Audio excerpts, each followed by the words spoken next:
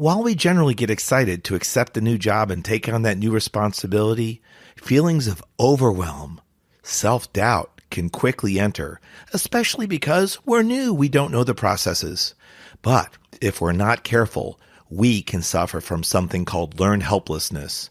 I'm going to talk about the top signs of learned helplessness and key points to remember so you know the effects and how to handle it if it attacks you. I was an engineer and in 2008 lost my job due to the economic collapse. Jobs were scarce. I didn't know where to turn to get help updating my resume. Online services and coaches charge hundreds, even thousands of dollars. I took matters into my own hands and learned how to craft interview-winning resumes.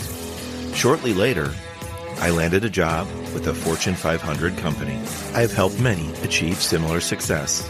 Now I share my tips to create interview-winning resumes, interviewing excellence, and high-performance growth strategies on my podcast, Career Growth Made Easy.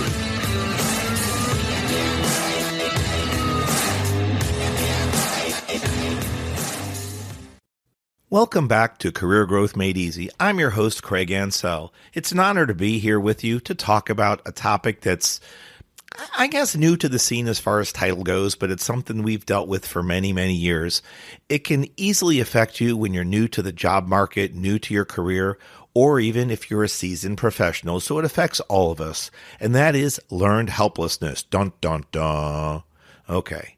There are multiple signs of learned helplessness, and I'm going to rattle off a few, and then we're going to talk about those potential impacts to you. You might feel overwhelmed in your position. Again, this could happen whether you're new to the job market, new to your career field, and you're just trying to get your feet wet. Initially, maybe you're gung-ho, you're all excited, go get them. They picked you because you were the best, most energetic candidate in the interview field. That's great. You should be commended for that. You've done the great work, the heavy lifting. Your resume, your job application, along with your interview skills, got you in the door. So far, we're going good, right? Going great.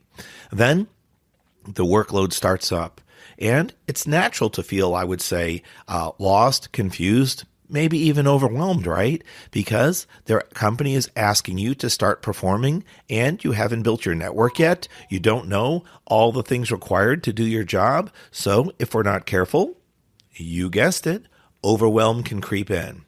Now, by itself, that's not a problem. I'll admit that. But the problem comes when we repeatedly feel that overwhelm.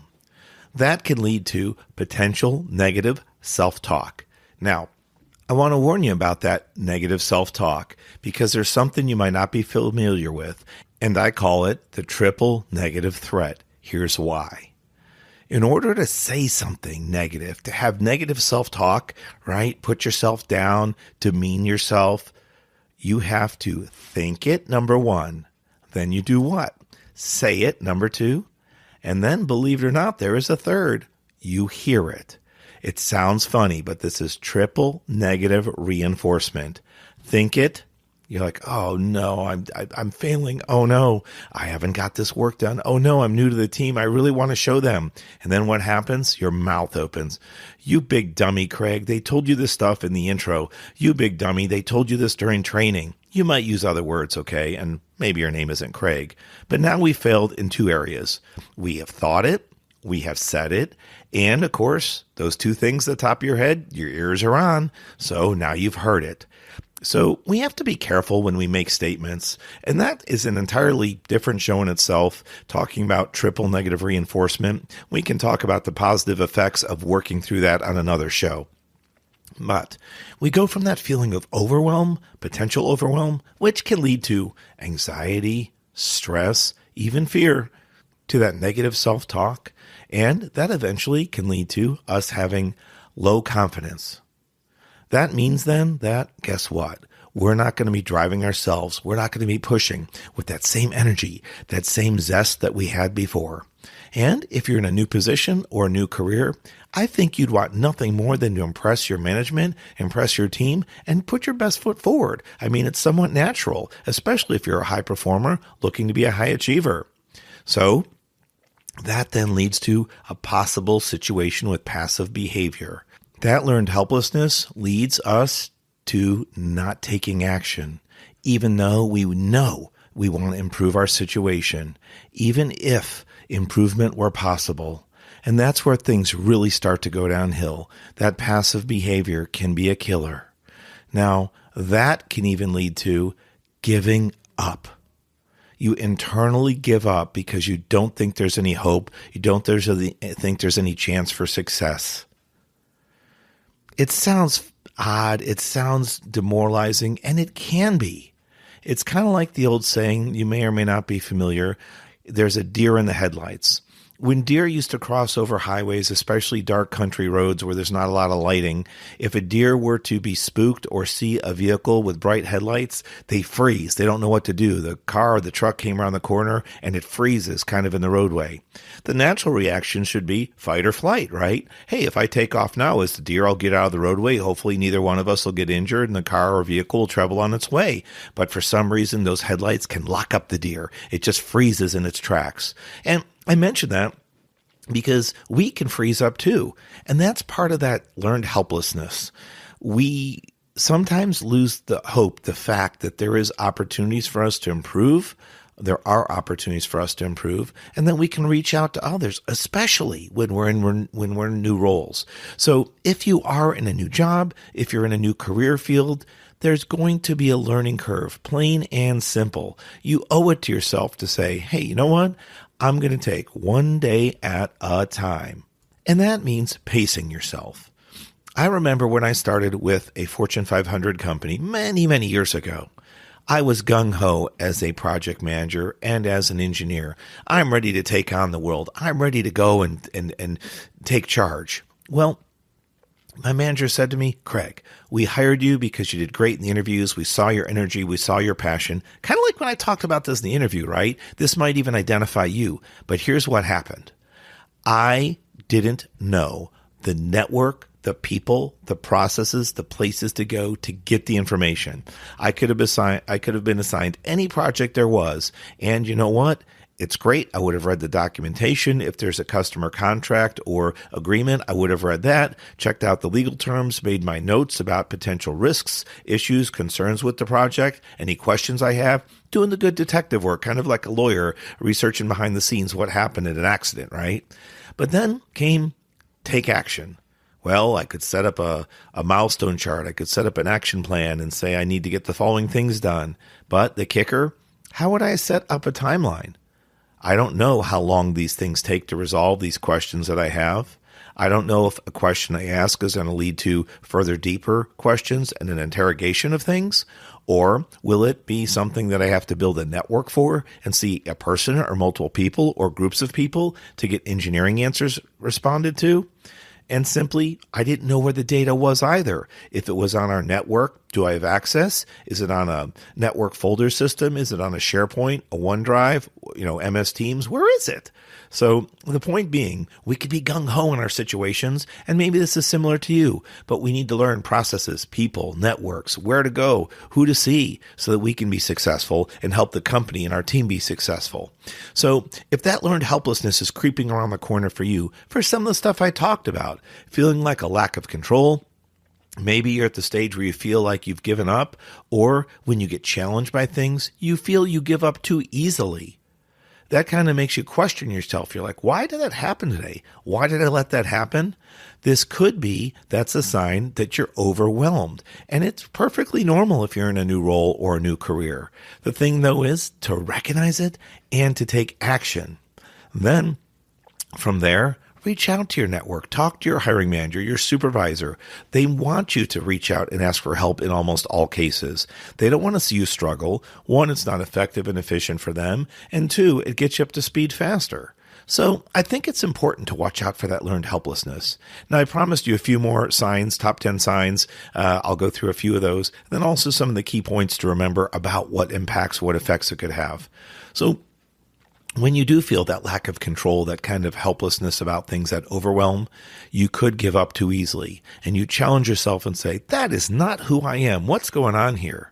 But if you miss it, or if you kind of accept it because you're stumbling, fumbling around looking for answers, that could lead to low motivation and naturally procrastination. means avoiding decisions. That then leads to you getting minimal work done, minimal effort on your tasks, your projects, your processes.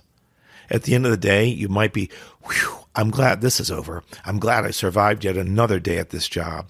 But when you look back and see what you did, it may not have been a whole lot. So that could lead to blaming yourself. And that's not great, because when you blame yourself, there might be negative outcomes. Some might be expected, as it's a trial and error situation. You're learning and growing with the position, but you might not want to ask for help. And that again could lead to the lack of making decisions. Guess what? That's procrastination, waiting instead of taking action. All those things can create a negative, pessimistic outlook. So if you feel some of these things, having a low persistence or low motivation to move forward, you catch yourself repeatedly negative thinking, negative self-talking, try to stop it in its tracks. Ask yourself, why? Why am I doing this? If you lack motivation or initiative, it's because something recently came up that's challenging you. Good. Stop. Rewind. Try to ask yourself, when did that happen? If you can pinpoint a certain event or a certain situation, then just rewind and try to figure out why. Get some help. Talk to colleagues. Talk to peers. Maybe you're given a supervisor, a team lead, or a manager to report to or to ask questions about. Just come with a clear discussion point of what's concerning you. You don't have to put all the blame, all the ownership on yourself. Again, especially if you're new. Maybe you're seasoned and maybe you've been going at something for a long time. But on the other hand, you've been given a task that's new or unique or different to your role. Perfectly understandable. You might stumble and even fall a couple times. The biggest thing is get up. Every time, get up.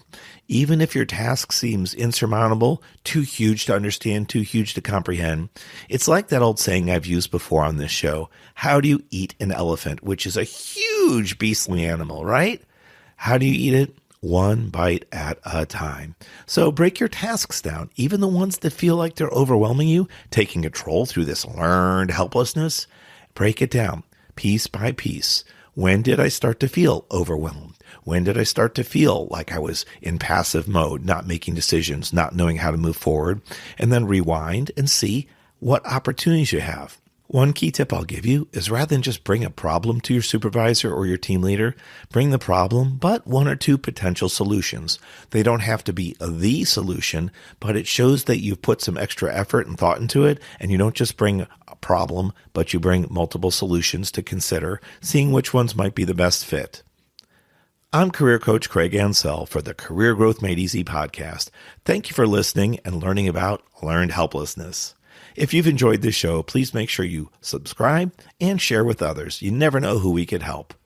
If you need help with your resume or interviewing styles, negotiating styles and techniques, I'm here to support you. I can work with you one-on-one. Visit my website, craigansell.com, or you can pick up some of my resume masterclass courses or cover letter masterclass courses. Walk through it at your own journey online with a lifetime access membership.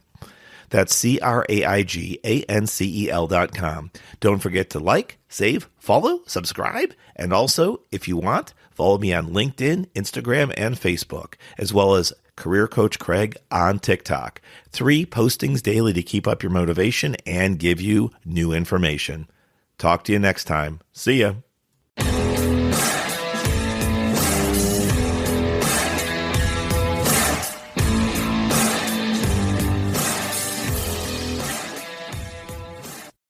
Thanks for watching. If you've enjoyed this episode, be sure to subscribe to our channel. New episodes every Monday. In the meantime, why don't you follow us on social media at Craig Ansell on Facebook, LinkedIn, and Instagram. To book a coaching appointment, download our free guides, or join our email list, check out the links in the description below.